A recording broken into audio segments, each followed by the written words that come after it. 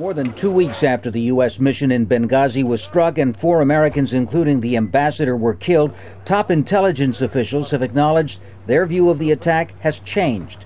Falling in line with other Obama administration statements this week, the Director of National Intelligence said new information indicated it was a, quote, deliberate and organized terrorist attack carried out by extremists.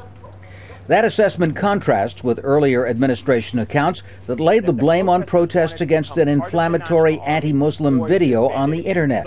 What happened in Benghazi was, in fact, initially a spontaneous reaction to what had just transpired hours before in Cairo. The intelligence agency's statement offered a tacit defense of the administration against Republican accusations of incompetence or worse.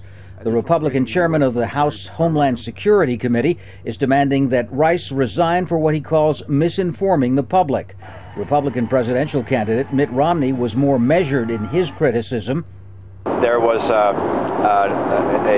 great deal of confusion about that from the very beginning on the part of the administration, and whether that was something they were trying to paper over, or whether it was instead just confusion given uncertain intelligence reports, time will tell.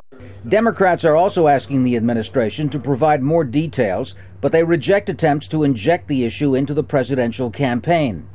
The Republicans are working overtime to try to exploit a very normal, run-of-the-course administrative letter that we agreed to on a bipartisan basis in our committee, simply to get some additional questions put in front of the State Department. In its statement, the intelligence agencies say they can't establish whether any group or persons commissioned or directed the attack.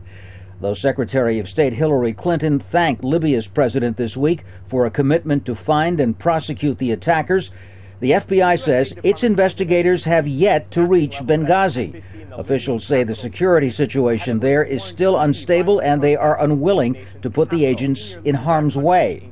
So there's no indication how long the search for those behind the attack will take. Tom Ackerman, Al Jazeera, Washington.